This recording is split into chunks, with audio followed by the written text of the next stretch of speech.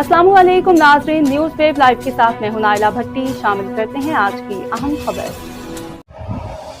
Israel के Iran पे हमले, मसलावाज पासदारान इनकलाब के सरबराह समेत मुतअद्दिद कमांडर्स, 6 साइंसदान शहीद। इसराइल की जानिब से ईरान पे फ़िज़ाई हमलों में पासदारान इनकलाब के सरबराह मेजर जनरल हुसैन सलामी शहीद हो गए।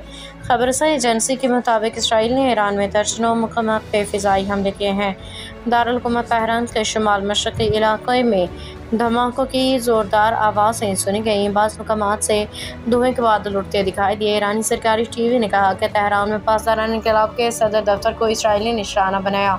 वाशिंगटन ईरान पे होने वाले इसराइली हमले पे रद्द-ए-अमल देते हुए अमेरिकी सदर डोनाल्ड ट्रंप ने कहा, ईरान के पास एटम बम नहीं हो सकता। अमेरिकी मीडिया से गुफ्तगू करते हुए डोनाल्ड ट्रंप ने कहा कि उन्हें ईरान पे होने वाले इसराइली हमले का इल्म था, ताहम हमले में अमेरिका का कोई किरदार नहीं था। अमेरिकी सदर का कहना था कि ईरान के पास एटम बम नहीं हो सकता। हम पुरुम्मीद हैं कि ईरान मुज़ाकरात की तरफ आएगा। ईरान पे होने वाले इसराइली हमले पे बात करते हुए डोनाल्ड ट्रंप ने कहा कि क़यादत में बहुत से लोग हैं जो कभी वापस नहीं आएंगे। People and will continue to do so. The IDF conducted significant preparations for this operation. We are well prepared both in defense and offense to defend ourselves.